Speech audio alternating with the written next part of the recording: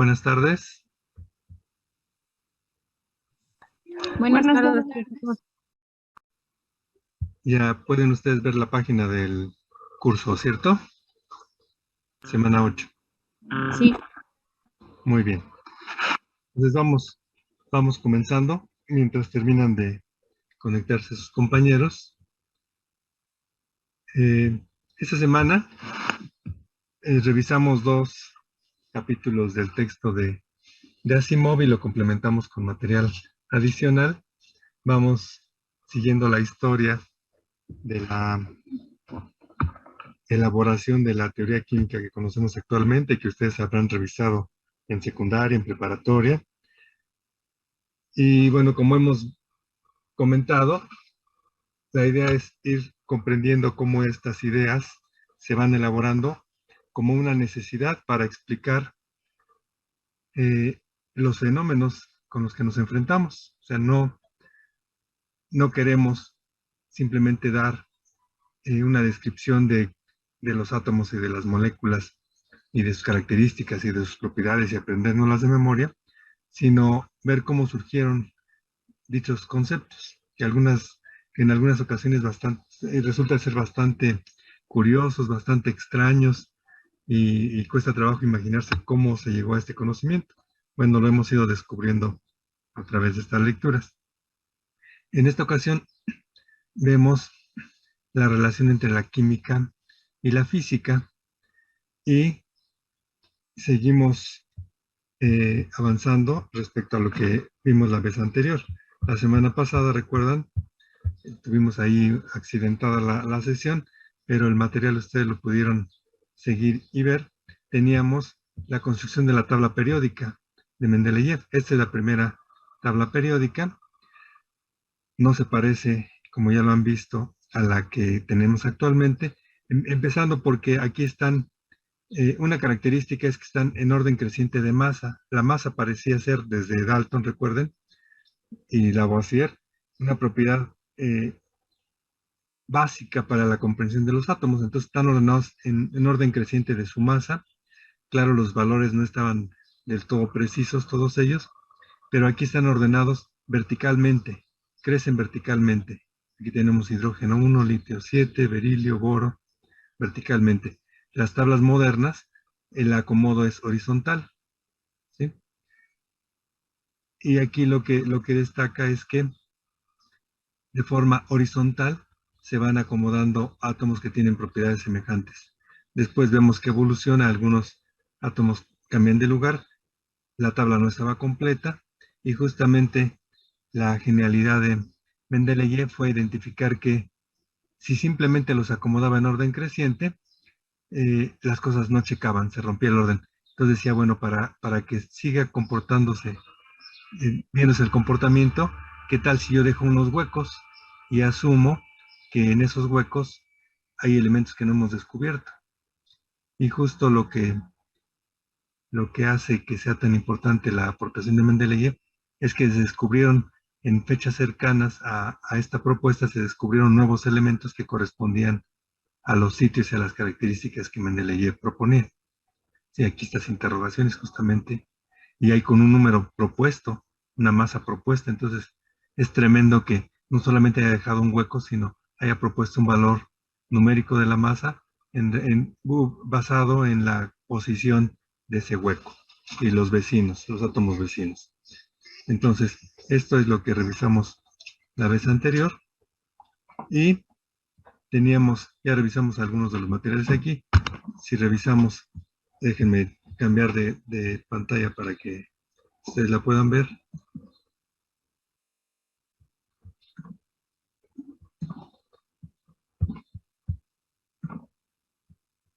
Si revisamos ahora una línea del tiempo que su compañero Antonio nos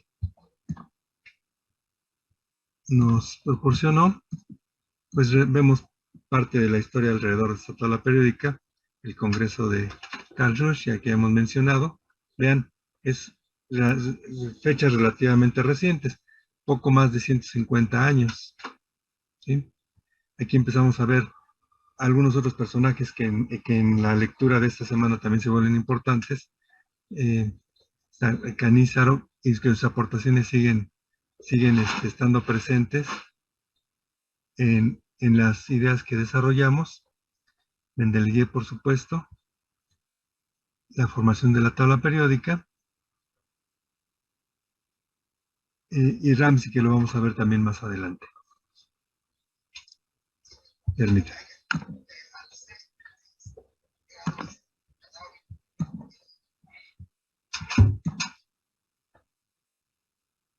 Esto fue parte de lo que revisamos la semana anterior. Y en esta semana lo que vemos es el contacto entre la química y la física.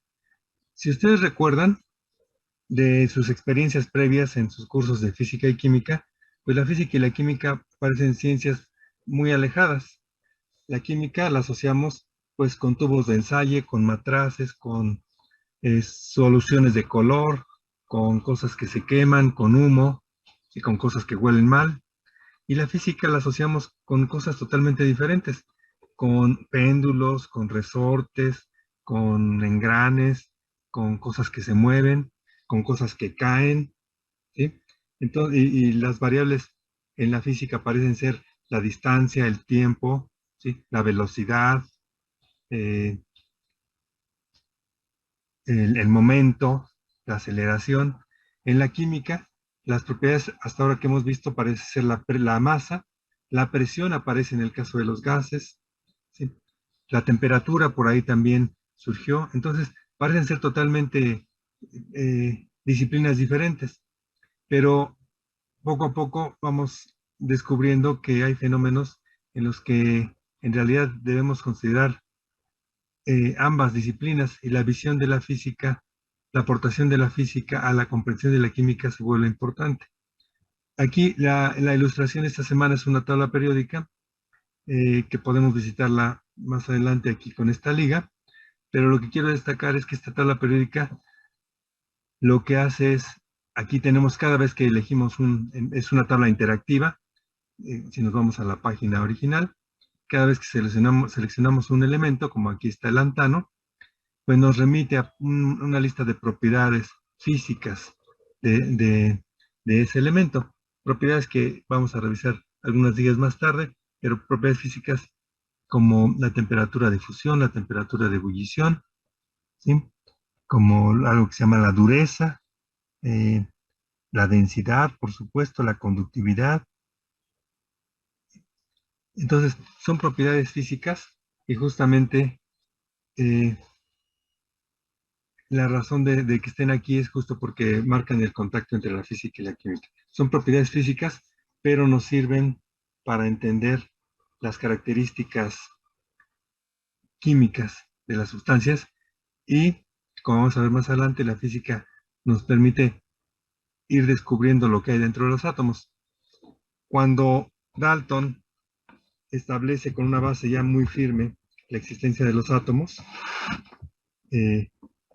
ya deja de ser una especulación, aunque tardó tiempo en ser aceptado completamente por todos los investigadores, pero ya establecía claramente la existencia de los átomos y con una propiedad básica que era su masa.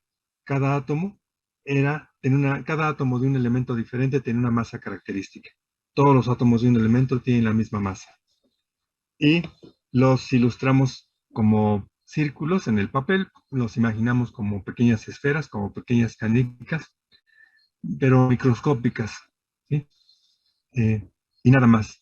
Y tienen cierta propiedad para combinarse y la describimos por la valencia. Esa valencia la descubrimos pues por el análisis, la composición de los diferentes materiales. Cuando los descomponemos un material y vemos qué tanta masa se formó de uno y de otro, pues podemos sacar conclusiones respecto a cuántos átomos de un elemento y de otro están presentes. Y entonces la valencia surge como una regla para decir qué característica es la que nos dice con cuántos vecinos les gusta a cada elemento combinarse. En la tabla periódica, justamente, una de las ideas de Mendeleev voy a ordenarlas de acuerdo a esa valencia. La columna 1 son elementos que tienen valencia 1, que les gusta combinarse solamente con un vecino. Los de la segunda columna con dos vecinos. Los de las columnas del medio resultan más diversos en sus valencias, ¿sí? No es tan regular. Una muy frecuente es 3. Y acá vemos también unas que se repiten, la 3, la valencia 4, y después empiezan a reducirse valencia 3, valencia 2, valencia 1. Los gases nobles que no existían en tiempos de Mendeleev, después tuvieron que hacérseles un espacio, tendrían una valencia de 0. Justamente son inertes. Entonces, esa valencia era una característica adicional de los átomos, pero no hemos hablado para nada de la estructura. ¿Qué es lo que hace que tengan una valencia específica? Tienen una masa y esa nos permite acomodarlos en orden creciente horizontalmente en esta tabla. Tiene una valencia, eso más o menos les da justamente la estructura a esta tabla. Y esta tabla tiene una forma un poco caprichosa, pero la forma justamente corresponde a acomodarlos de manera que estén juntos en columnas los elementos que se parecen respecto a su forma de combinarse con otros. Pero lo que hay dentro de los átomos todavía no está aquí puesto a la vista, aunque por supuesto es una tabla moderna y aquí algunas de las propiedades lo reflejan. Por ejemplo, estos números que aparecen aquí, que algunos de ustedes ya los incluyeron, como algunas otras propiedades en su ejercicio del cubo, del elemento, del cuestionario 7, ustedes incluyeron información, por supuesto moderna, que se adelanta a lo que hemos revisado en las lecturas. No está mal, simplemente hay que ir avanzando en ver el significado. Vamos a ver más adelante que estos números tienen que ver con la forma en que los electrones, que apenas vamos a introducir en la lectura, se acomodan alrededor del núcleo. ¿Sí? Y hay propiedades aquí que también tienen que ver con esa estructura, el conocimiento moderno de la estructura atómica. Pero justamente para allá vamos en la revisión de la lectura. Aquí recordamos algo de lo que nos dice Asimov. El siglo XVII y XVIII fue de tremendo crecimiento en la información que conocíamos. Los mundos de la física y la química parecían bien delimitados y ajenos. La química tiene que ver con las cosas que cambian. Y aquí también es un poco, ya con los conocimientos del siglo XVIII, podemos hablar de la estructura molecular, porque recuerden que ya no solamente hablamos de que había valencias, sino empezamos a ver cómo esas valencias se reflejaban en un acomodo espacial de los átomos y había una estructura que, por ejemplo, para el carbono era tetraédrica, que daba lugar a cadenas, ¿sí? Entonces, ya se empezaba a ver que las reacciones químicas cambiaban la composición de las sustancias, pero también podían describirse en términos de una estructura molecular. Y la física tenía que ver con cambios que no implicaban alteración de la composición. Como les decía, movimiento de objetos como péndulos, caídas, aceleraciones, etc. Y el átomo no tenía estructura hasta este momento, no tenía más evidencia y más elementos para proponer una estructura. Entonces, bueno, bastaba con las ideas, como les menciono, de Valencia. Pero justamente la experimentación nos lleva a tener más cosas para describir. Aquí tenemos más detalles de lo que pasa en esta semana. La química se ve alimentada por las propiedades y los fenómenos físicos. ¿Qué fenómenos? Por ejemplo, la termodinámica nace. La termodinámica es el estudio del calor, la dinámica del movimiento del calor. El calor, por supuesto, lo podemos asociar con reacciones químicas desde el ejemplo inicial de la lectura, que era el fuego, ¿sí? Pero hasta este momento el calor era algo anecdótico de las reacciones, no era una propiedad que se pudiera cuantificar y que pudiéramos identificar como con algo al interior de las sustancias, que le pudiéramos dar una realidad química. Entonces, el estudio del calor empezó no tanto por el lado de la química, sino por el lado de la física. También dentro de la física existían fenómenos aparentemente distantes. El calor y el trabajo eran dos fenómenos distantes en la física. El calor tiene que ver con que dos sustancias tengan temperatura diferente y cuando las ponemos en contacto, pues algo pasa entre ellas y se equilibran, ¿sí? Si ponemos un objeto caliente y un objeto frío, algo pasa ahí y al final ambos objetos están tibios a una temperatura intermedia, igual para ambos. Esa es la experiencia que tenemos con el calor. El trabajo, ¿qué cosa es? Bueno, el trabajo significa aplicar una fuerza, o sea, una magnitud física, y vencer una resistencia, vencer una resistencia desplazando algo. Por ejemplo, cuando cargamos un objeto, realizamos trabajo, aplicamos una fuerza y desplazamos un objeto. Desplazamos una masa, por ejemplo, que ofrece una resistencia. Entonces son fenómenos diferentes, la transferencia de calor y el trabajo. Sin embargo, eh, desde que empezaron a estudiarse los gases, se pudo observar que si calentamos un gas, el gas se expande, ¿sí? Cambia su volumen por efecto de la temperatura, y al cambiar su volumen, bueno, si somos ingeniosos y construimos un dispositivo, podemos hacer que ese cambio de volumen implique vencer una fuerza, por ejemplo, cargar una masa. Y entonces el flujo de calor lo podemos usar para realizar un trabajo. Entonces conectamos dos formas diferentes, dos fenómenos diferentes. Esto, por supuesto, llevó a mucha gente a hacer diseños específicos, experimentales, para aprovechar esto y se concretaron en la máquina de vapor.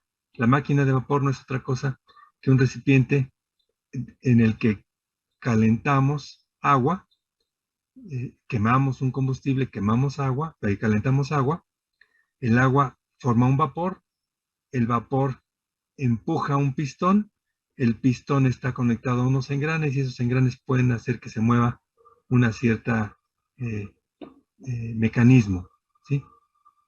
Y entonces empezamos a aprovechar el calor, lo convertimos en trabajo y sacamos un beneficio ya muy práctico a través de una máquina.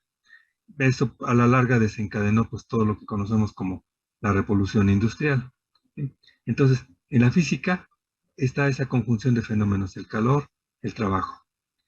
Eh, y justamente eh, la química no se mantiene ajena, y recuerden que muchos de los investigadores que hicieron construir a la física, pues también eran participantes en las discusiones de la química y la física. eh, Vemos nombres de físicos de físicos en la historia de la química y de químicos en la historia de la física en estas épocas, porque había contribuciones en ambos campos.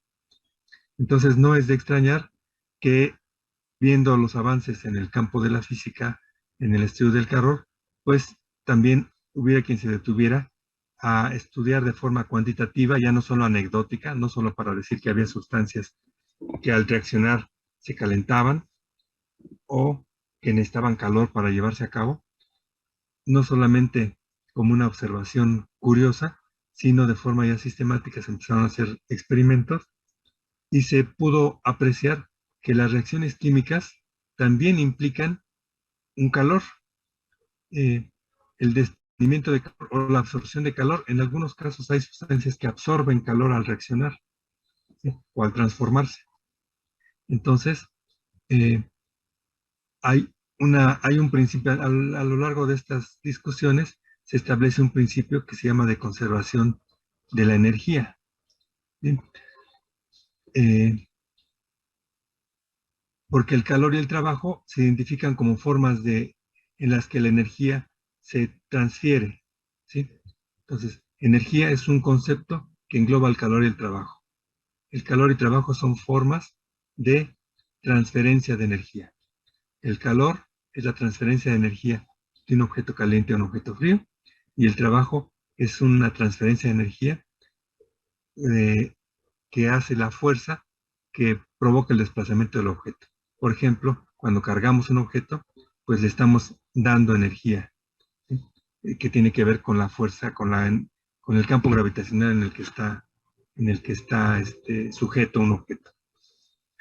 Bueno, entonces, de la física surge un principio de la termodinámica que es la conservación de la energía y que acompaña al principio que nosotros teníamos antes, el que surgió de la química, de la conservación de la materia. Si en las reacciones químicas la materia se conserva, como dijo Lavoisier, y que lo fundamentó al seguir el peso de las sustancias al transformarse, durante los fenómenos físicos y también químicos, la energía se conserva. Es decir, si hacemos mediciones cuidadosas del calor que entra y sale o del trabajo que se realiza, podemos ver que la energía se conserva y que si vemos cambios en energía es porque hubo flujo de calor o transferencia de energía en forma de trabajo.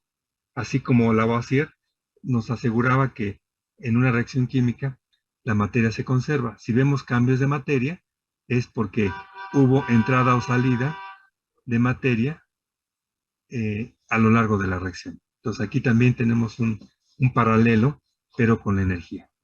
Y entonces tenemos que las reacciones tienen una energía asociada. Déjenme, por ejemplo, aquí mostrarles eh, un, un pequeño video. Déjenme abrirlo por aquí.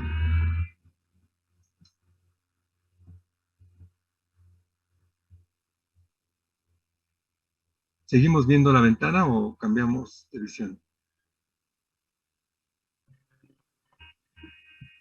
Solo se ve su pantalla y dice Google, profe. A ver, permíteme, pero es la pantalla negra. No, no, profe.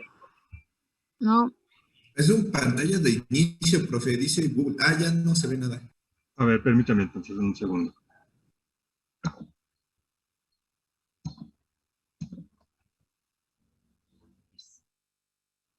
Permítame.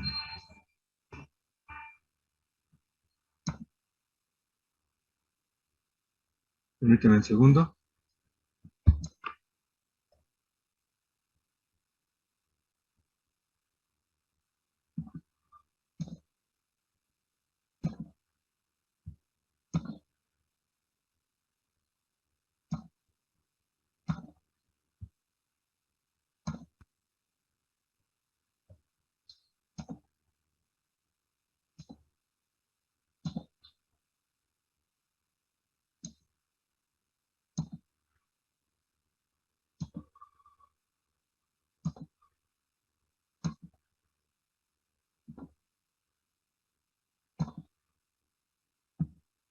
Un momento, por favor.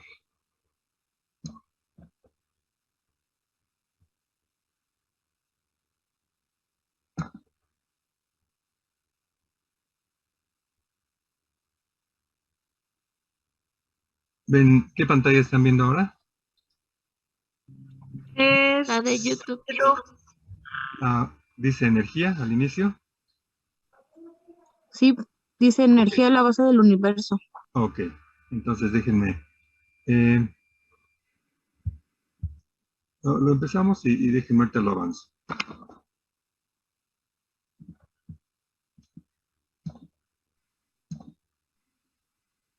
Nothing without it. It does all our work, provides all our heat, can be stored to use later, and never ever goes away. Sounds like the bestest best friend ever. And yet most of the time we take it for granted. But here at Crash Course, we feel bad for our old friend energy. We want to understand it so that we can be a better friend to it.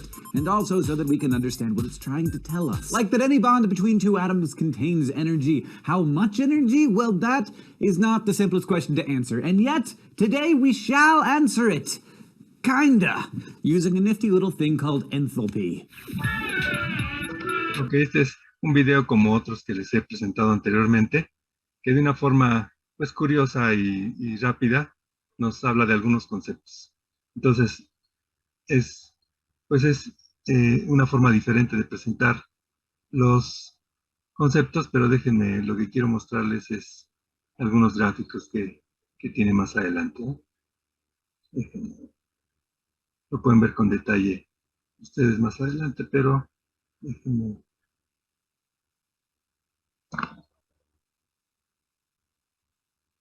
First, that pressure. Ok, aquí nos habla de justamente un concepto en la química que se llama la entalpía. No es otra cosa que el calor más trabajo, más un término que tiene que ver con la presión y el volumen, que es una herencia natural del estudio de los gases. Entonces, vean que lo que está haciendo esta cantidad, esta H, que es un término en química, si ustedes... Pressure is constant. ustedes, Fortunately, despite talk of high and low pressure weather systems, si ustedes atmospheric recuerdan pressure por ahí sus really cursos de changes química, si les mencionaron el término entalpía, era una forma diferente para referirse justamente a la energía que fluía en una reacción química. Y yo les acabo de decir, la entalpía no es otra cosa que el calor, considerar el calor de una reacción, el trabajo que puede haberse realizado, y un término que tiene que ver con la expansión, si tenemos gases en particular, ¿no?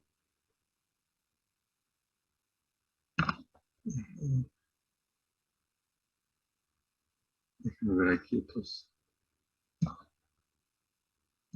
In calorimetry, we have a reaction take place inside an insulated vessel, like a thermos basically, and measure how much the temperature changes, which we can then... Aquí lo que vemos es justamente, así como Lavoisier no se conforma con ver ocurrir una reacción química y ignorar que hay materia que puede entrar y salir, cuando ponemos atención a la energía en una reacción química, buscamos hacerlo de forma controlada. Entonces debemos pensar, así como Lavoisier se preocupaba por no perder materia o no dejar que entrara materia sin tenerla presente, pues aquí lo que hacemos es realizar experimentos en donde controlamos la energía. Y por eso es que hablamos de un recipiente cerrado, que medimos la temperatura. Eso no parecía necesario en las aproximaciones anteriores cuando hablamos de reacciones químicas. Ponía sustancias químicas, se mezclan, cambian de color, se transforman o se separan y ya, era suficiente. Pero ahora vemos que hay una propiedad adicional que tomar en cuenta. Es la energía, por eso lo hacemos de forma controlada. To heat and thus enthalpy change. Hopefully that sounds like fun, because more about the ins and outs of this are coming in an episode on how to measure enthalpy. Scientists have actually done a lot of the calorimetry footwork for us, so we can actually predict how much heat a chemical reaction will produce. You might not understand what's so great about that, but just imagine, because I live here in Montana, where winters are pretty wintry, I can invent a hand warmer just by doing some calculations on paper, without driving to Texas to buy the stuff and do all kinds of expensive experimenting. For that, we have to thank good old Sherman Hess. No, not Hermann Hesse, the gaunt, balding Swiss author and poet. Sherman Hess, the gaunt, balding Swiss author and chemist. Yeah, even the history parts of chemistry are confusing. Hess was a chemist, geologist, professor, author, and doctor, and he also got a law named after him, which is pretty much the highest honor you could get as a chemist. Hess's Law, which also kind of led directly to the first law of thermodynamics. Kind of a big deal. Not bad. Hess's law says that the total enthalpy change for a reaction doesn't depend on the pathway it takes, but only on its initial and final states. Sounds pretty familiar, right? As long as you start with the same reactants and end with the same products, the enthalpy change is the same. In order to study this stuff carefully, he looked at the standard enthalpies of formation of the reactants and the products of a reaction. To define standard enthalpy of formation, I'm first going to define what a standard state is. Basically, it's just a set of criteria so that chemists can all be studying stuff under the same conditions.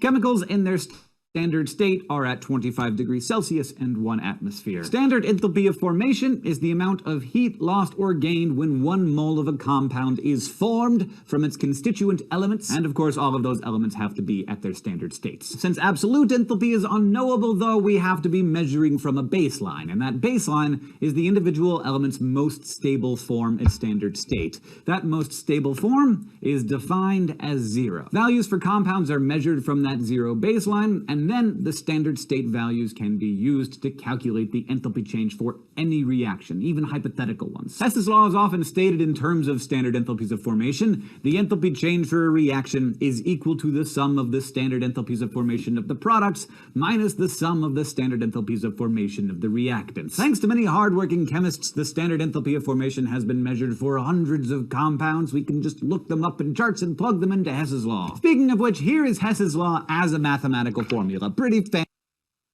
Vean, esto que platica aquí de forma muy rápida, lo que nos hace reflexionar es justamente que estamos dándole seguimiento a las reacciones de una forma muy sistemática. Entonces acaba de hablar de las condiciones estándar. Lo que significa es que si queremos comparar resultados experimentales, pues tenemos que ser cuidadosos, y si tenemos investigadores de muchos lugares en el mundo y cada quien hace los experimentos como quiere, pues no van a ser comparables los resultados. Entonces necesitamos ponernos de acuerdo en condiciones estándar, ¿sí? De hecho, este cerito que aparece por aquí arriba de la H se refiere a condiciones estándar. La entalpía es una medida de calor, se llama así este término, en condiciones estándar. Quiere decir, vamos a hacerlo en las mismas condiciones, que son 25 grados y centígrados y una atmósfera de presión. Si lo hacemos todos a las mismas condiciones, vamos a poder comparar nuestros resultados. Y esta ley de Hess, que ese es uno de los personajes que aparece en nuestra lectura, lo que quiere decir es que podemos conocer el calor de una reacción si conocemos el calor que requirieron los productos para formarse y los reactivos para formarse. Y por ahí muy rápidamente dijo el video que esto significa que el calor de una reacción es independiente del camino que sigue la reacción. Si nosotros tenemos una sustancia química, la compramos ya en un paquete, en un frasco, pues la vemos, si la conocemos, por ejemplo, si sabemos que es sal de mesa, pues no nos interesa el proceso por el cual la fabricaron o la extrajeron, ¿sí?, de una mina, o la fabricaron en un laboratorio, o la sacaron del mar. No nos interesa en general el proceso. Nos interesa la composición, nos interesa que sea pura, ¿sí? Eso es por la parte de la parte de composición química. Pero por otro lado, si nos fijamos en la parte energética, ¿sí?, resulta que también no importa qué camino se llevó para fabricarla, esa sal. Si partimos de unos ciertos reactivos y llegamos a unos ciertos productos, resulta que la energía utilizada en el proceso es la misma, sin importar el camino que se siguió. Eso es lo que resume esta ley de Hess. Que no importa el camino, y que no importa el camino para llevar a cabo la transformación, lo que significa es que la energía es una propiedad de las sustancias, ¿sí? Entonces el cambio en la energía, la entalpía es una forma de llamar la energía en química, solo depende de quiénes son los productos y quiénes son los reactivos. Por supuesto, hay caminos de transformación de sustancias que son más fáciles, o caminos más difíciles, ¿sí?, rutas de síntesis más difíciles, y puede ser que sean más costosos o menos costosos, o que perdamos energía en el camino, o que requiramos alimentar energía en el camino, pero el balance neto de energía es el mismo y solo depende de los reactivos y de los productos. Les decía, semejante a la ley de Lavoisier, pero en este caso referido a la energía. Bien. Bueno, permítanme Chemical cambiar. reactions, Permítanme cambiar. ¿Qué? Permítanme ¿Todavía sigues cambiar. buscando?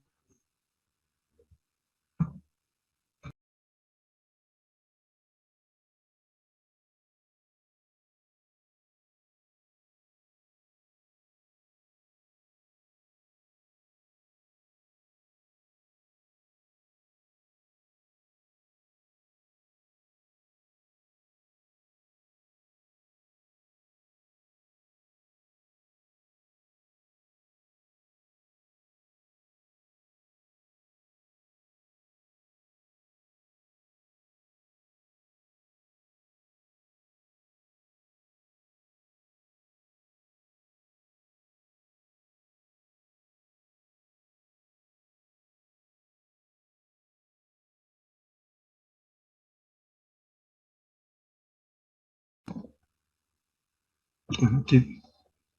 Entonces, lo que tenemos es que en la energía, en este contacto de la química con la física, reconocemos que existe diferentes formas de energía. El calor y el trabajo son manifestaciones de que la energía se está transfiriendo, pero podemos identificar que la energía está en forma de la masa o energía térmica. Esta es una energía mecánica que tiene que ver con el movimiento, una energía térmica que tiene que ver con el calor y una energía química, ¿sí? Que está ahí escondida dentro de los materiales. Cuando estudiamos física, en los cursos elementales de física, hablamos de energía cinética y potencial. La cinética tiene que ver con el movimiento de los objetos y la posición y la potencial con la posición. Si tenemos un objeto en el piso, en el suelo, tiene una energía potencial, pero si lo levantamos 1 metro por encima del suelo, tiene una energía potencial diferente, ganó energía. Y si lo soltamos, vemos que se cae y lo interpretamos como que la energía potencial se está convirtiendo en energía cinética, ¿sí? Cuando tenemos un péndulo en movimiento, vemos que se está moviendo a diferente velocidad, que cuando llega al extremo de su movimiento, se detiene y entonces da vuelta atrás y se mueve en dirección contraria. Cuando pasa por la parte más baja del péndulo, se mueve a la mayor velocidad. Entonces, interpretamos que está intercambiando su energía, que en ocasiones es potencial, es máxima potencial cuando está en los extremos, y la energía potencial se convierte en cinética cuando empieza a moverse, es máxima cuando está en la parte media del movimiento, y entonces ahí vemos la conversión de energía cinética y potencial. ¿Y qué cosa es entonces la energía? Identificamos que toda la energía en física es o cinética o potencial, o sea, o de movimiento o de posición. ¿Y qué cosa es la energía química? Porque cuando hacemos transformaciones químicas, cuando nos fijamos en las sustancias químicas, no, si tenemos un matraz dentro de nuestro laboratorio, pues no nos interesa el movimiento del matraz, no nos interesa que se caiga ni que esté oscilando, ni nos interesa cambiarlo de posición. Entonces, parece que la energía cinética y potencial no son importantes en la química. Lo que sucede, pero esas eran las formas de energía que aprendimos en la física, la cinética y potencial. Lo que pasa es que en la química, eh, la energía cinética y potencial sí están presentes, pero en el interior, de manera que no la podemos observar a simple vista. El movimiento ya no va a ser del matraz o del tubo de ensayo, sino de lo que está dentro del matraz y del tubo de ensayo, que hemos platicado son los átomos y las moléculas. Y la energía potencial pues tiene que ver con la proximidad de esos átomos y esas moléculas, ¿sí? De repente, una forma de imaginar el enlace químico, la unión entre átomos, es pensar que están ligados como por un resorte, ¿sí? Entonces, si ese resorte lo estiramos, pues vemos que tenemos energía potencial y las moléculas podrían vibrar. Y si lo estiramos demasiado, podemos romper el enlace y entonces esa energía potencial pues se desprende y se manifiesta de otra forma, que puede ser calor o puede ser luz, ¿sí? Cuando rompemos enlaces. Entonces, la energía cinética y potencial de la física sí está presente en la química, pero a nivel microscópico. No lo podemos ver a simple vista y se manifiesta más bien como calor o como luz cuando ocurren esas transformaciones, ¿sí? Y es parte de lo que nos habla el texto.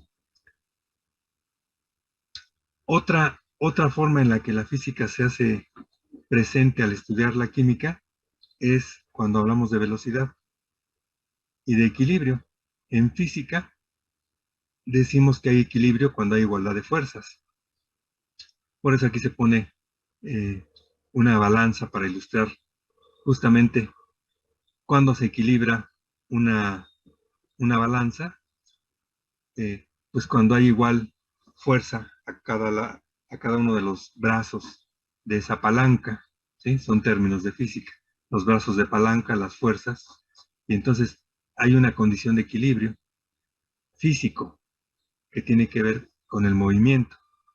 En química, ¿qué tipo de equilibrio puede existir? Bueno, el equilibrio tiene que ver con la composición de las sustancias.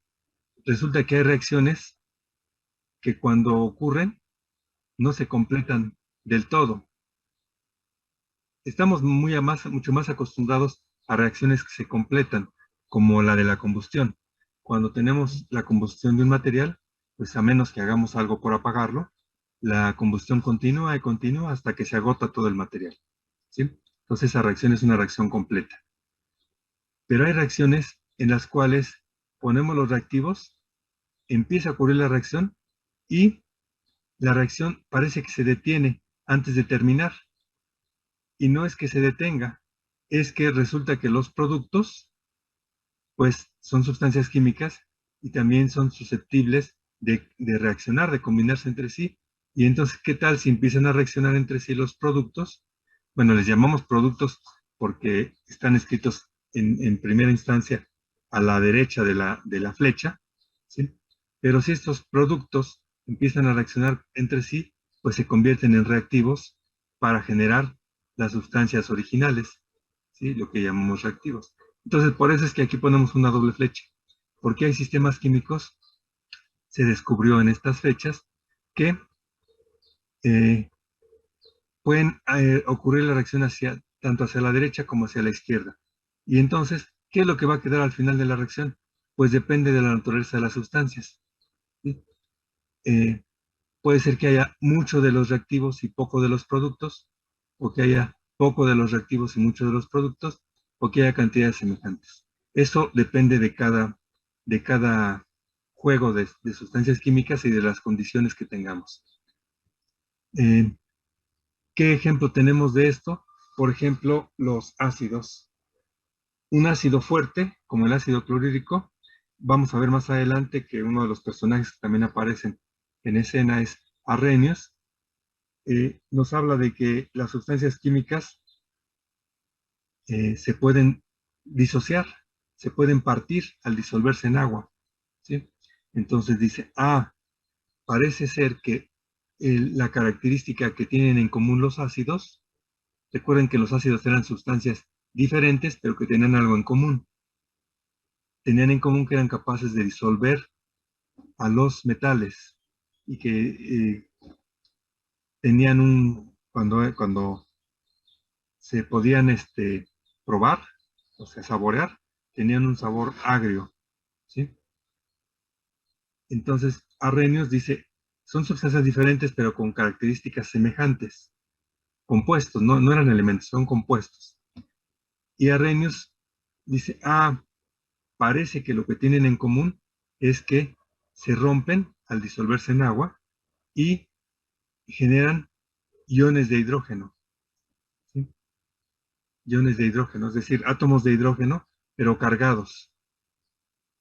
Entonces, tenemos un ácido como el ácido clorhídrico, que conocemos como un ácido fuerte, y es un ácido que se disuelve por completo y se disocia por completo. Y entonces un ácido fuerte porque la reacción se completa y genera una gran cantidad de iones de hidrógeno, ¿sí? Pero hay otros ácidos como el ácido acético, que es un ácido débil. O sea, también genera iones de hidrógeno. Pero ¿qué es lo que lo hace débil? Pues que no son iguales todos los iones de hidrógeno. Pues debería ser igual de reactivo, igual de fuerte. Lo que lo hace diferente es que el ácido acético establece una reacción como esta. Se disocia un poco. Bueno, aquí tenemos dos reactivos, que en el caso del ácido sería un solo reactivo que se parte, ¿sí? Un solo reactivo que se disocia para dar el fragmento negativo, que es el cuerpo de todo el ácido, y el fragmento positivo, que es el ion hidrógeno.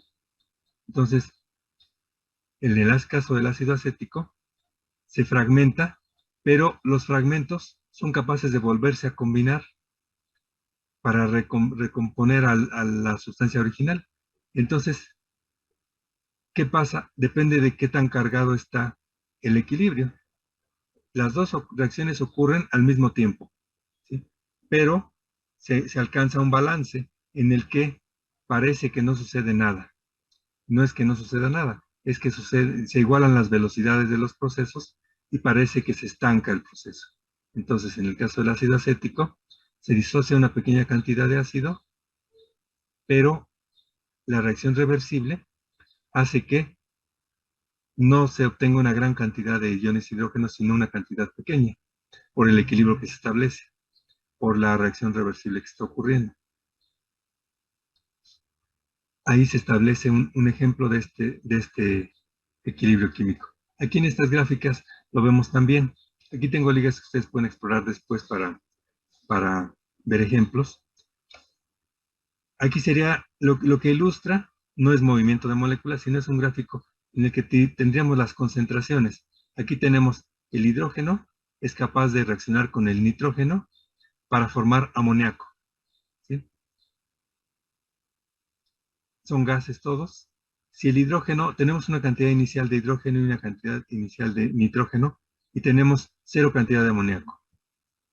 Cuando el hidrógeno y el nitrógeno empiezan a reaccionar, su concentración empieza a disminuir. Quiere decir, hay menos hidrógeno. ¿Por qué? Porque se está combinando hidrógeno-nitrógeno para dar amoníaco. Entonces empieza a disminuir la cantidad presente, si lo tenemos dentro de un matraz cerrado. El nitrógeno también empieza a disminuir y el amoníaco empieza a aumentar, porque se está formando. Esta línea horizontal sería el tiempo. Entonces empieza a disminuir hidrógeno porque se está reaccionando con el nitrógeno, que empieza a disminuir también. Aquí disminuye más rápido el hidrógeno porque la reacción entre el hidrógeno y el nitrógeno es 3:1. El amoníaco es NH3.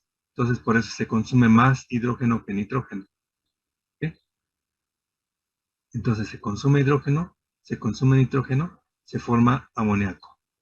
¿Sí? Pero resulta que estas sustancias sufren un equilibrio como esto. Quiere decir que el amoníaco, una vez formado, también se puede descomponer en hidrógeno y nitrógeno. Y entonces lo que sucede es que no crece hasta que se agotan los reactivos, sino que crece y en un cierto momento parece que se estaciona las cantidades. ¿Sí? Parece que la reacción se detuvo. Vean que la reacción tiene que ver con la pendiente de estas curvas. Si estas curvas tienen pendiente negativa, es que están desapareciendo. Si tienen pendiente positiva, es que están apareciendo, se está formando, está creciendo la cantidad de sustancia. Cuando tiene pendiente cero, quiere decir que la concentración es constante, que la reacción se detuvo. Y entonces aquí el equilibrio justamente se alcanza porque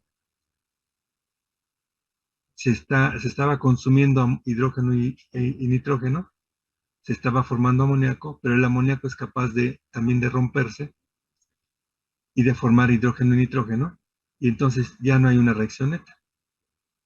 Sigue habiendo reacción, pero ya no lo apreciamos porque la velocidad de conversión y de rompimiento se iguala. Y estaría ejemplificado por esto que se llama una ecuación química. ¿Okay? Una reacción como esta es muy lenta.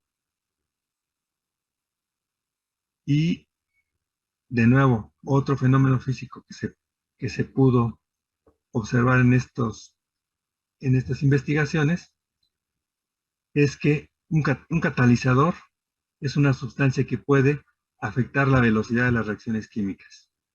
Entonces ya no estamos preocupados solamente por la conversión de sustancia. Esa era nuestra preocupación inicial, que las sustancias se transformen, se conviertan. Pero ahora este detalle que la física nos introduce es que podemos poner atención al calor que desprende la reacción. Es decir, podemos hablar de que una reacción sea exotérmica o endotérmica. Exotérmica quiere decir que desprende calor, endotérmica que absorbe calor. ¿Sí? Entonces, hay un detalle más de las reacciones. Que es la termodinámica de las reacciones, la termoquímica. Pueden sacar o absorber calor, pero también puedo fijarme en la velocidad de las reacciones. Ese es otro detalle que no habíamos puesto atención antes, que las reacciones químicas pueden tener una velocidad, pero también las reacciones químicas pueden alcanzar un equilibrio y también la velocidad de las reacciones se puede modificar por diferentes factores. Uno de ellos es la presencia de una sustancia extraña llamada catalizador, que puede hacer que las reacciones cambien de velocidad. Esta reacción, les digo, es muy lenta, sumamente lenta, pero se pudo ver que si agregamos un catalizador, se puede agilizar la conversión. ¿Sí? Ese es un descubrimiento que ocurrió en esta época. Justo el convertidor catalítico que hemos escuchado por ahí que existe en los autos, lo que hace es agilizar la conversión del combustible, la oxidación de los hidrocarburos, para que salga por el escape, ya salgan gases más o menos inertes. ¿Sí? Se forma dióxido de carbono en la combustión y se forma óxido de nitrógeno en la combustión de la gasolina. Pero como es una reacción que ocurre muy rápido, estamos quemando gasolina muy rápido dentro de nuestro auto, en ocasiones no se quema por completo y entonces no se forma un dióxido de nitrógeno y un dióxido de carbono, sino a veces se forman monóxidos, ¿sí? Como una combustión incompleta. Eso es indeseable porque el monóxido de carbono y el monóxido de nitrógeno son gases tóxicos, así que fácilmente nos pueden envenenar. Entonces, el catalizador lo que hace es agilizar la conversión. ¿Sí? Si está quemándose el combustible, agilizar su conversión hacia una oxidación completa para que se forme el dióxido de carbono, el dióxido de nitrógeno, y entonces cuando salgan los gases por el escape, pues ya no sean los gases de alta toxicidad. Entonces el catalizador lo único que hace es acelerar la velocidad. No se consume, por eso es que no tenemos que cargar catalizador cada vez que cargamos gasolina. Sí se llega a envenenar o a desgastar el catalizador con el tiempo y entonces habrá que cambiarlo. Pero ese es un desgaste natural del uso, pero en principio un catalizador no se consume durante la reacción, sino que su presencia ayuda a que las sustancias involucradas se transformen, sin que el catalizador mismo se transforme. ¿Sí? Son un auxiliar en la conversión. ¿Okay? Bueno, aquí justamente la velocidad de las reacciones se vuelve importante. Les pongo aquí una tabla que destaca algunos de estos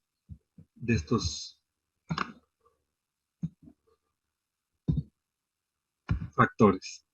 Aquí podemos ver, ¿ven ustedes la tabla?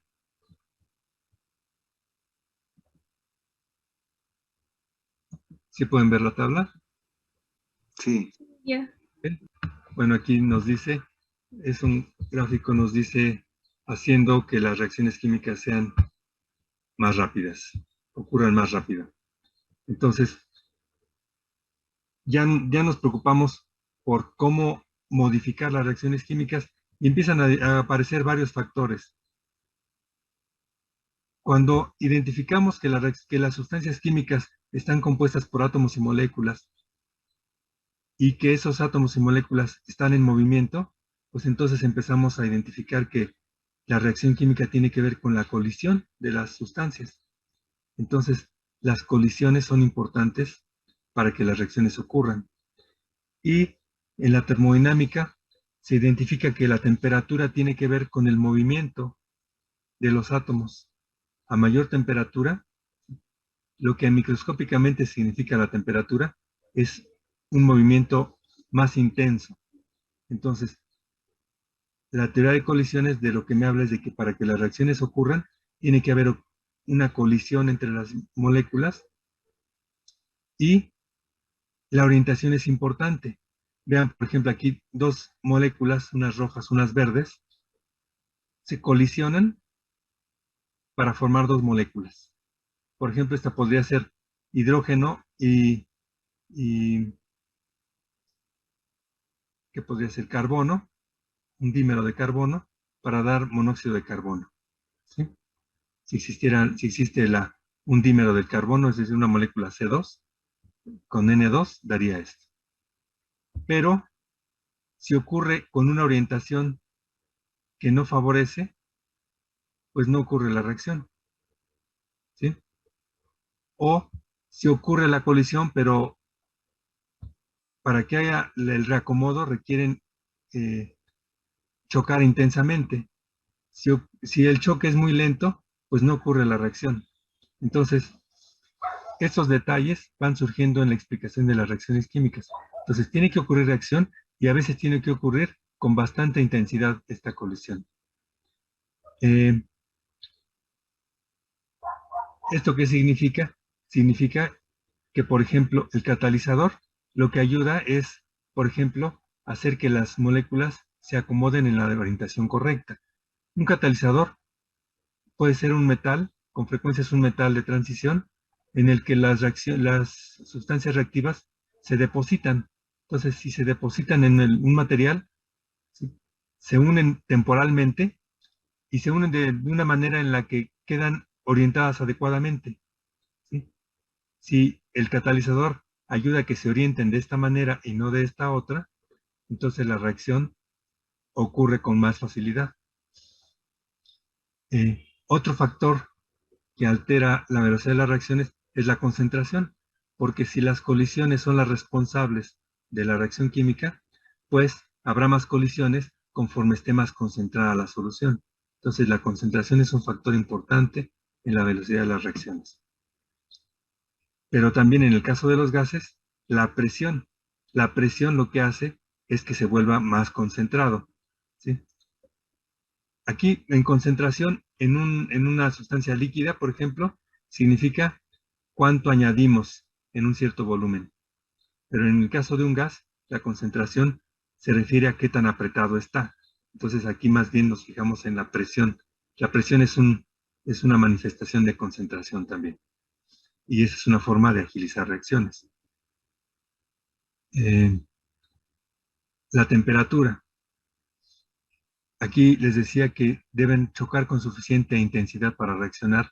Si no reaccionan suficientemente fuerte, puede ser que no sea suficiente para romper los enlaces anteriores y formar los nuevos. Entonces aquí, esta curva es una curva que se descubrió que describe las velocidades. No todas las moléculas se mueven, los átomos y las moléculas se mueven a la misma velocidad, sino que hay una distribución de velocidades. Hay unas que se mueven más rápido que otras. Es como una campana gaussiana.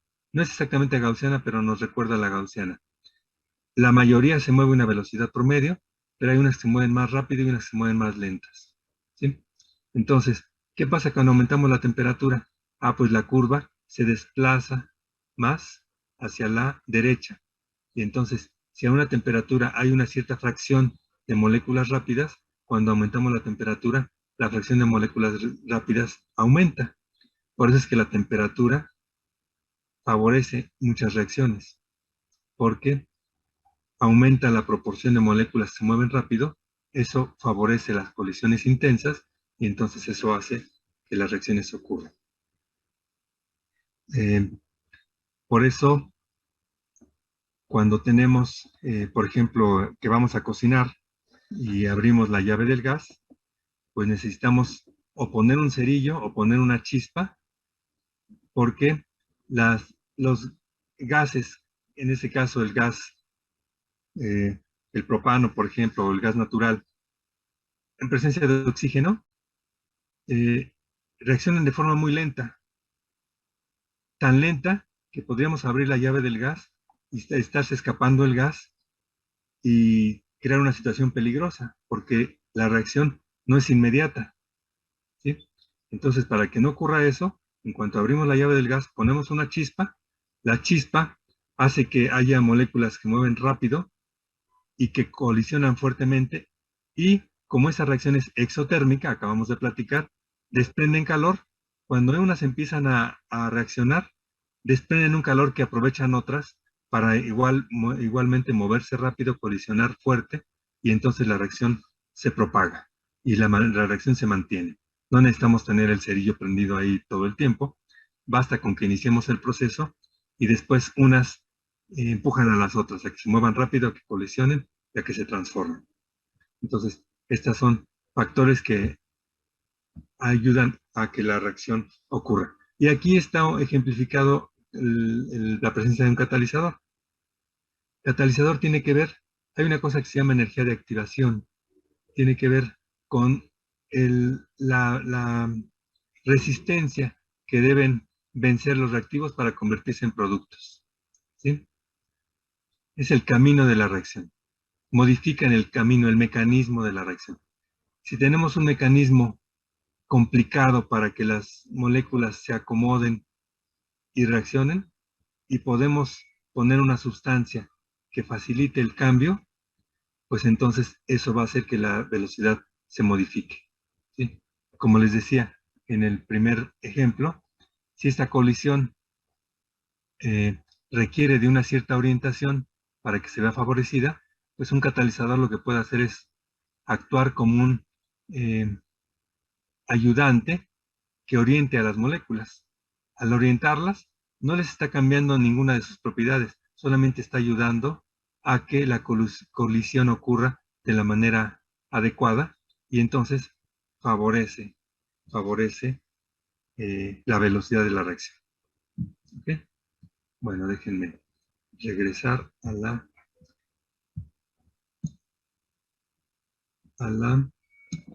presentación que tenemos aquí.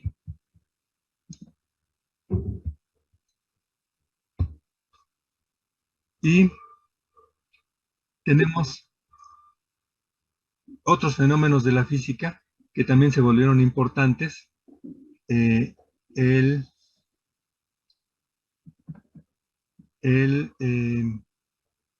movimiento browniano, ¿sí? Fue uno de los fenómenos que estudió Einstein. Stated clearly. Vamos a revisar, a ver, permítanme. If you work in a team, Aquí you've ya lo got to metieron. try Monday.com. Go to Monday. Déjenme que brinque el comercial.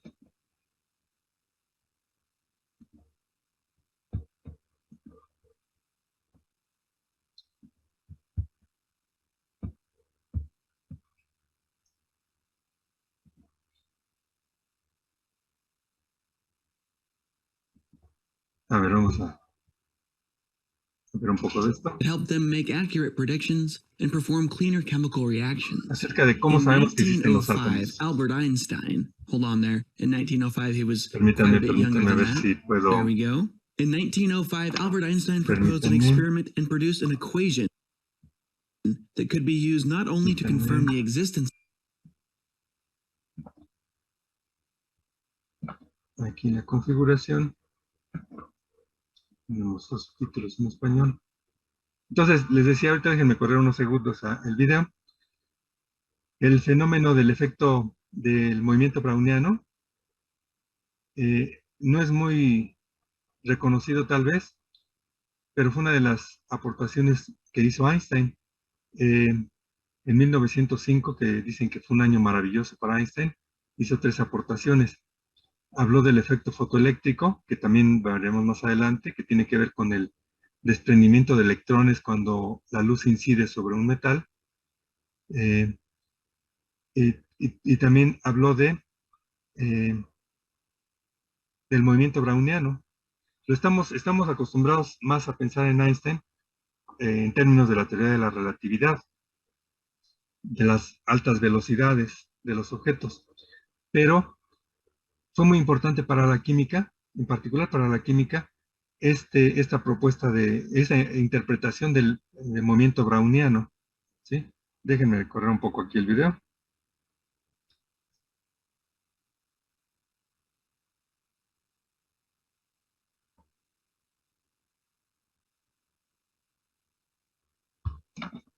of atoms, but to determine exactly how big they are. A few years later, French physicist Jean Perrin, or I guess in French that would be something a little more like Jean Perrin, used Einstein's concept to actually do the experiments confirming beyond reasonable doubt at least to other physicists and mathematicians, that atoms do, in fact, exist. Now, if you happen to love math and possess an in-depth understanding of physics, then great. You can just turn off this video right now and go read his book. But for the rest of us, a little visual confirmation that atoms actually do exist would be nice, right? Unfortunately, individual atoms are far too small to be seen with normal light. The wavelength of light is just too great. This means that normal microscopes cannot see atoms. In the 70s, a group of engineers led by Gerd Bennig and Heinrich Rohrer began working on what they called the scanning tunneling microscope. If you work in a team, you've got to try Monday.com. Go to Monday.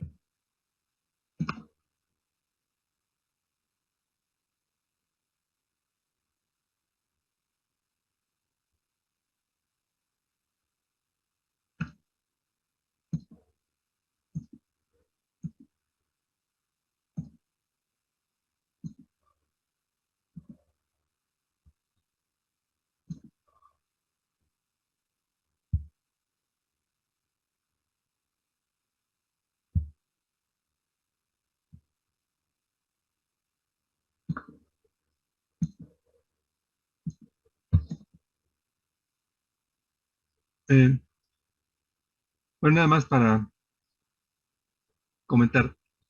El movimiento browniano es el movimiento que descubrieron justamente Brown, de ahí Brown, un investigador, descubrió que había partículas que se movían dentro de un líquido vistas a través de un microscopio. A ver si está por aquí una ilustración. Ahí está. Había partículas que se movían y lo primero que pensaron que eran seres vivos que estaban ahí nadando en el fluido, microscópicos, seres vivos microscópicos, que estaban ahí moviéndose. Pero después se dio cuenta que incluso partículas inertes, como partículas de polvo, sufrían este mismo fenómeno. Entonces, vio claramente que era un fenómeno físico, que no tenía que ver con la vida, con un ser vivo. Estas rayas aquí tan irregulares, justamente son las trayectorias medidas de algunas de esas partículas, ¿sí?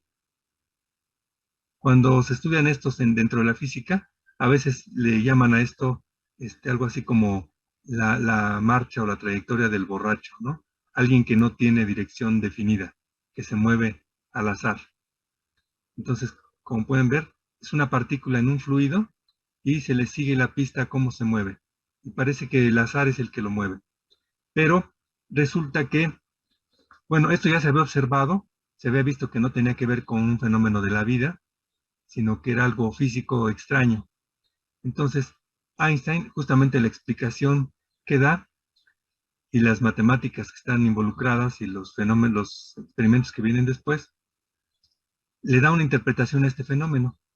Y lo que dice es que lo que estamos viendo son partículas microscópicas para nosotros, pero enormes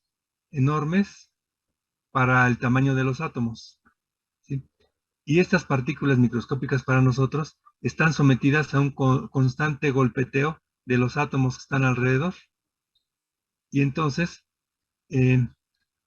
por ejemplo, si estas partículas fueran mucho más grandes, fueran no un pequeño partícula de polvo, sino una canica macroscópica y la ponemos aquí en medio, pues igual podríamos decir los átomos que la rodean le están golpeando. Pero al ser un objeto macroscópico, pues la cantidad de átomos que hay alrededor es increíblemente grande y la diferencia en masas entre la canica que ponemos aquí alrededor, aquí en medio, y los átomos es tan grande la diferencia en masas que los pequeños golpes que le den los átomos que lo rodean, pues prácticamente no la mueven, ¿no? Es como si nosotros saltamos aquí en nuestra posición en el planeta y el planeta pues ni se mueve, ¿verdad? Porque nosotros brinquemos encima de él. Pero imagínense que el planeta fuera mucho más pequeño, pues entonces cada vez que brincamos tal vez sí lo haríamos temblar, ¿no? Entonces eso es lo que pasa, que en lugar de tener una canica en este fenómeno, tenemos una canica, algo como una canica, una partícula de polvo, que se vuelve muy pequeña para nosotros, pero ya de un tamaño más o menos comparable, mayor, pero ya empieza a ser comparable con el tamaño de los átomos, que la golpean y que entonces pueden modificar su trayectoria. Entonces lo que vemos es el resultado del golpeteo de los átomos y de la trayectoria que siguen hasta que un nuevo golpeteo de átomos lo hace cambiar de dirección y un nuevo golpeteo lo hace cambiar de dirección. Y entonces esto parece no tener ningún orden, ¿sí? Y si nos quedamos solamente con la imagen, pues sería anecdótico. Tal vez nos puede convencer que eso es cierto, pero es anecdótico. Pero la cuestión es que los físicos no se quedan con eso. Los físicos lo que hacen son expertos en seguir la pista a las trayectorias, al movimiento, a las velocidades, a los promedios, y entonces establecen ecuaciones que tienen que ver con las trayectorias medias y el movimiento medio, y entonces pueden relacionar el movimiento macroscópico con las propiedades microscópicas. Y entonces es una forma de aproximarse al tamaño de los átomos, de estimar el tamaño de los átomos. Entonces, esa fue la gran aportación de Einstein en este fenómeno, que establece que este fenómeno extraño deja de ser extraño si lo imaginamos como resultado del golpeteo de los átomos en las moléculas a las pequeñas partículas, y que de aquí pueden surgir ecuaciones que nos pueden hablar del tamaño de los átomos. Porque hasta ahora tampoco hemos hablado del tamaño de los átomos. Sí, solo hemos dicho que es muy pequeña, pero no hemos hablado de cuánto. ¿Sí? Más adelante vamos a ver que hay una cantidad que utilizamos en química que se llama el mol, que tal vez ustedes lo hayan escuchado también en sus cursos, que es una forma de medir la cantidad de sustancia. Entonces decimos que un mol de sustancia contiene una cantidad enorme de átomos y moléculas. El número es algo así como 6 por 10 a la 27, que es una cantidad gigantesca, son cientos de miles de millones de átomos en un mol. Y un mol lo podemos identificar fácilmente referido a un elemento, porque corresponde a la masa del elemento que viene en la tabla periódica, pero expresada en gramos. Por ejemplo, el hidrógeno, que es un gramo, que es su unidad es 1. Hasta ahora no le hemos identificado unidades, solo decimos que su masa es 1, porque era una masa relativa. Y el oxígeno era 16. Y hasta ahora solo lo que habíamos dicho era que era 16 veces más pesado que el hidrógeno. ¿Sí? Después vamos a ver que cuando sabemos el tamaño de los átomos, podemos asignarle unidades y vemos que la masa de un átomo, tenemos que construir unidades adecuadas para que sea práctico referirnos a los átomos. Y entonces establecemos una nueva escala que se llama de masas atómicas. Entonces, la masa de un átomo de hidrógeno es de una unidad de masa atómica. Pero si en lugar de hablar de unidades de masa atómica, hablamos de gramos y hablamos de 1 gramo de hidrógeno, entonces resulta que tiene 1 mol de átomos ahí contenidos y son 6 por 10 a la 27 átomos ahí concentrados. Entonces, eso lo vamos a ver conforme avanzamos. Permítanme regresar.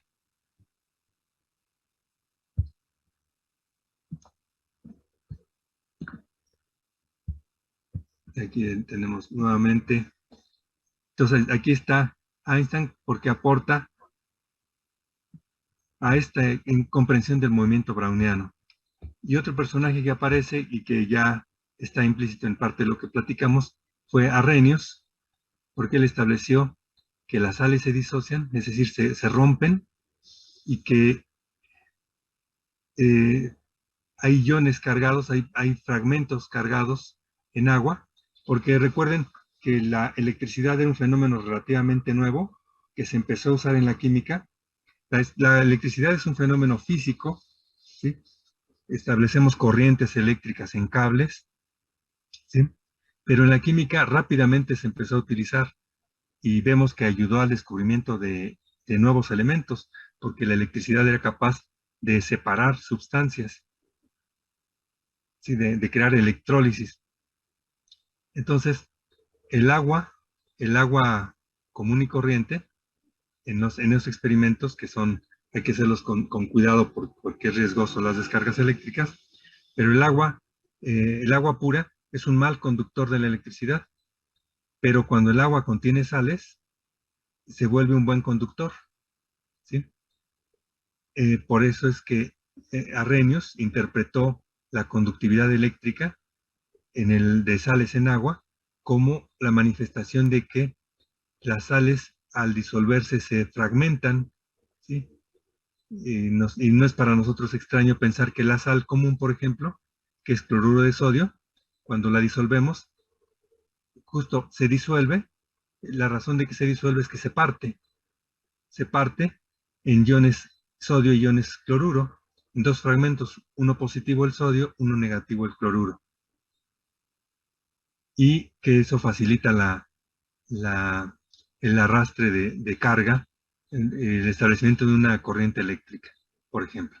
Pero Arrhenius no solamente habló de la presencia de iones en agua, ya habíamos platicado hace un momento que mencionó que el carácter ácido y carácter básico de los ácidos y los álcalis tenía que ver con su estructura química, con la presencia de hidrógenos y la presencia de las bases con la presencia de oxígeno, ¿sí? De oxígeno en la forma de OH, de un ion OH-. Entonces, así como hubo un cambio hace tiempo, lo platicamos, entre la química orgánica, que primero se consideraba que era la química de los compuestos que participan en los seres vivos. Eso era la química orgánica. Pero después se pudo ser más objetivo y decir, no, a ver, la química orgánica es la química de los compuestos del carbono, ¿sí? Entonces, de igual manera, los ácidos, si originalmente los identificamos como sustancias capaces de corroer metales y con un sabor agrio, ahora de manera más objetiva, podemos decir, son sustancias generadoras de iones hidrógeno al disolverse en agua, y las bases son generadoras de iones OH-, hidroxilo. Y eso explica también una observación, que los ácidos y las bases se neutralizan. Los ácidos y las bases son sustancias corrosivas, ¿sí? El ácido clorhídrico está presente en una sustancia que se vende en algunos establecimientos para una limpieza muy profunda, muy agresiva, que es en líquidos limpiadores. Déjenme recordar, en la forma comercial, bueno, se me escapa ahorita el nombre, ahorita lo recuerdo, pero existen ácidos con propiedades que venden para limpiar, por ejemplo, ¿no? Cierto tipo de limpiadores muy agresivos de tuberías, por ejemplo. Y algunas bases como el hidróxido de sodio, que conocemos como la sosa cáustica, que en el nombre lleva la fama, ¿no? El cáustico es que quema. Entonces son dos comportamientos contrarios, corrosivos ambos, pero curiosamente cuando el ácido y la base se ponen en contacto, reaccionan entre sí y se neutralizan. Quiere decir que resulta una mezcla que, si está en cantidades adecuadas, ya no tiene el poder corrosivo ni del ácido ni de la base.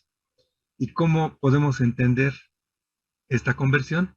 Bueno, lo entendemos en esta propuesta de Arrhenius. Si los ácidos son sustancias que generan iones hidrógeno, iones positivos de hidrógeno, y las bases son sustancias que generan iones hidroxilo negativos, pues cuando un ion hidroxilo negativo se encuentra con un ion hidrógeno positivo, pues es natural imaginar que se van a encontrar, que se van a neutralizar sus cargas y que van a tener como resultado una molécula de agua.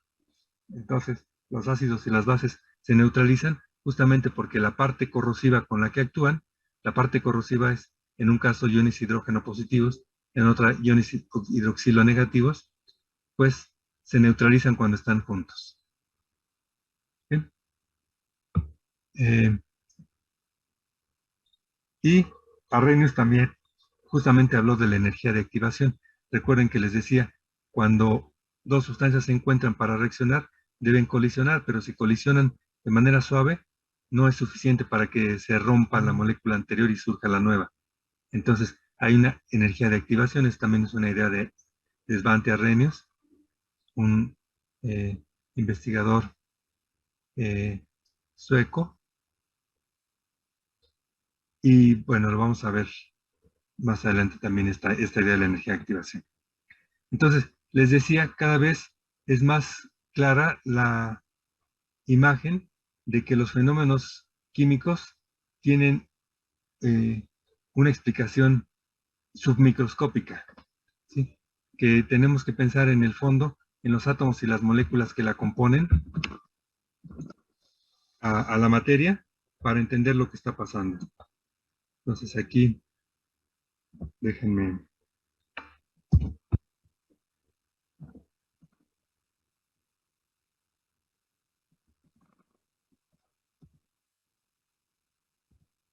Déjenme mostrarles una simulación que lo que hace es eso.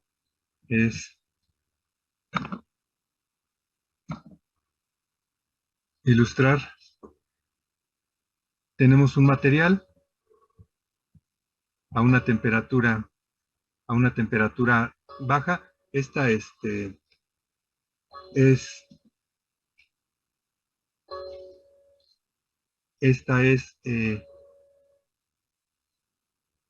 una... A ver, permítanme un segundo.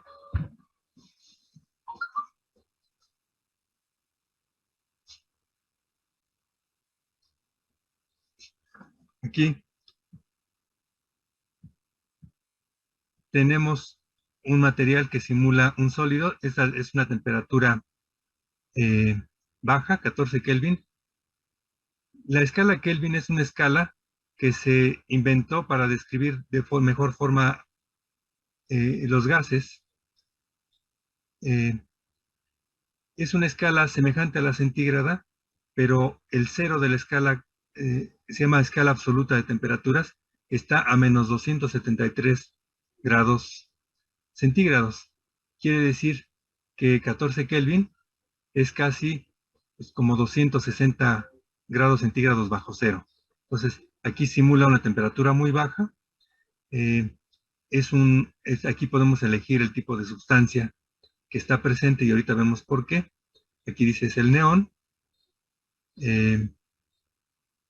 Y con esta simulación lo que podemos jugar es aumentar la cantidad de sustancia, aumentar la temperatura y cambiar la presión si es necesario y ver qué pasa con la sustancia. Aquí tenemos una sustancia que a una presión, la presión es cero porque el material está en el fondo del recipiente, no ejerce presión sobre las paredes, ¿sí? La temperatura es baja y aquí podemos, en esta simulación, pues jugar a que calentamos la sustancia.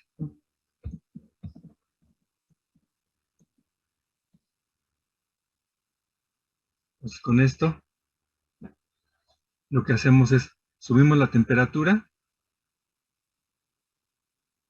y entonces le damos movimiento a los átomos que componen esta sustancia.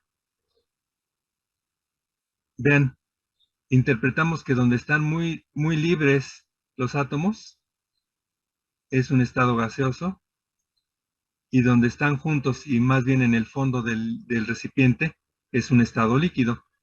Claro, aquí son muy pocas moléculas para ilustrarlo por completo, ¿sí? Una muestra pequeña de sustancia tiene cientos de miles de millones de átomos. Entonces aquí en esta simulación, pues ponemos apenas, será un centenar de ellos. Entonces es difícil apreciar realmente la separación líquido-sólido-gas. El sólido lo veíamos hace un rato porque era una masa regular, más o menos. Aquí, esto que está aquí en el fondo semeja el líquido y lo que está acá arriba pues sería como el gas. Y en esta simulación, además se presenta lo que se llama diagrama de fases, que viene mencionado en el texto.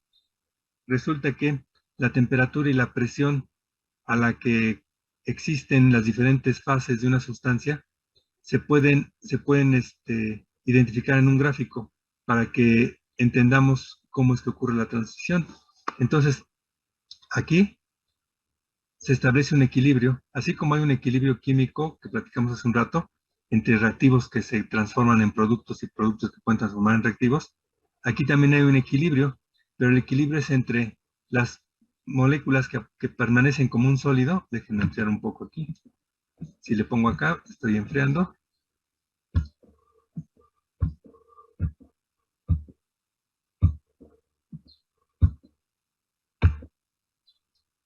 Entonces, hay menos moléculas en el gas, más moléculas en el líquido,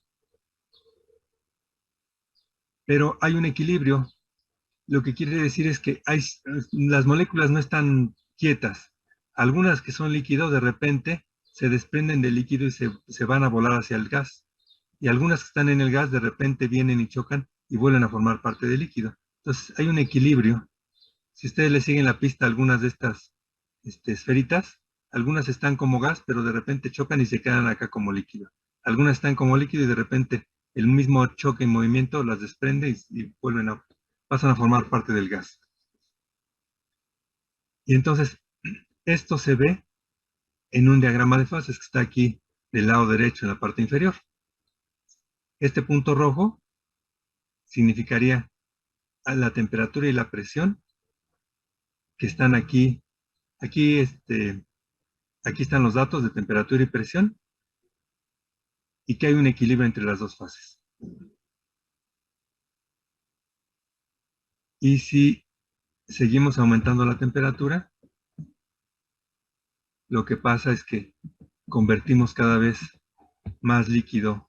Hay menos líquido, más gas, pero sigue estando en equilibrio. Pero ya se modificaron los valores de temperatura y presión de equilibrio, y lo que significa es que este punto se movió a otro lugar, este punto rojo. De hecho, estas fronteras negras son las fronteras entre fases. ¿Sí? Por encima, si estamos a una temperatura y nos vamos por una presión superior, lo que hacemos es que convertimos el líquido en gas. A ver, por ejemplo, aquí podemos aumentar la presión.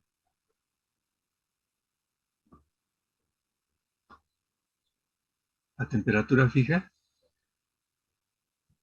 o podemos disminuir la presión. Y lo que esto se refleja es en cómo el punto se mueve en el gráfico, en el diagrama de fases.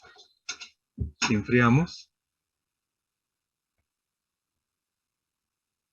de nuevo tenemos, les digo, no es tan fácil apreciarlo porque aquí el líquido, las moléculas que más o menos se amontonan en la parte baja son el líquido. Es demasiado pequeña la simulación. Le podemos añadir, le podemos allí añadir más sustancia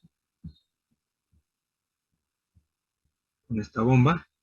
Entonces, tratar de ver de que se perfile mejor. Tal vez si bajamos un poco más la temperatura. Claro, esta es una simulación. Y es imperfecta, por supuesto.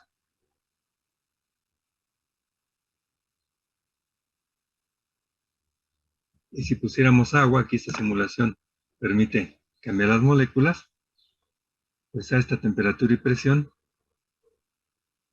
pues casi no hay vapor. Pero si calentamos un poco,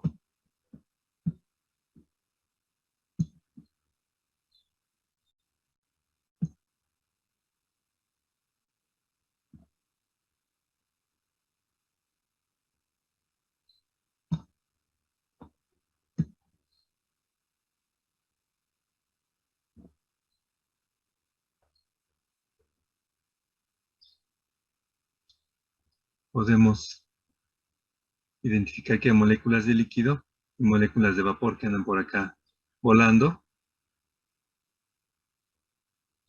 Y algo que es muy de los físicos es hacer gráficos de energías de potenciales, lo que les decía. Este gráfico de aquí, lo que me dice es algo que con frecuencia se menciona de los gases. El modelo que tenemos de los gases es que son como pequeñas canicas que están libres y que no interactúan entre sí excepto cuando chocan, y chocan para rebotar. Entonces, ¿eso qué significa en términos de energía potencial? Significa que la energía potencial es cero cuando están lejos, es esta línea roja del gráfico del medio. ¿Sí? Cuando están lejos, la energía potencial es cero. Y cuando están cerca, se atraen un poco. Cuando aquí disminuye la curva, quiere decir que se atraen, pero si se acercan un poco más, en lugar de atraerse, ya se rechazan. Entonces, eso explica por qué las moléculas cuando están cerca de repente, puede ser que sí se acerquen a estar en contacto, pero si se acercan demasiado, terminan rebotando. ¿Sí? Y esta curva es característica de cada material que está aquí. Por ejemplo, en el caso del neón, vean que esta curva casi no tiene un mínimo. Quiere decir que tiene muy poca atracción. Por eso, a temperaturas muy bajas, sigue siendo gas, porque se atrae muy poco. En el caso del agua, como existe una interacción mucho más intensa, ahora sí es muy posible que a temperaturas no tan bajas se convierta en líquido. Bien, bajamos la temperatura. Aquí está el valor de temperatura y disminuye la cantidad de gas. Hay moléculas gaseosas, pero hay muchas más moléculas de líquido. Y esto que aquí estamos pensando en un mecanismo, se manifiesta en un diagrama de fases, en el que si sabemos la temperatura y la presión, podemos saber cuál es la fase estable. Por ejemplo, en el caso del agua, nosotros estamos a una presión de una atmósfera. Una presión de una atmósfera sería un valor aquí, imaginen que por la altura de la letra P. Si trazamos una horizontal, y estamos a temperatura baja, eso explica que a temperatura baja lo que tenemos es el sólido para el agua. Pero si empezamos aquí en este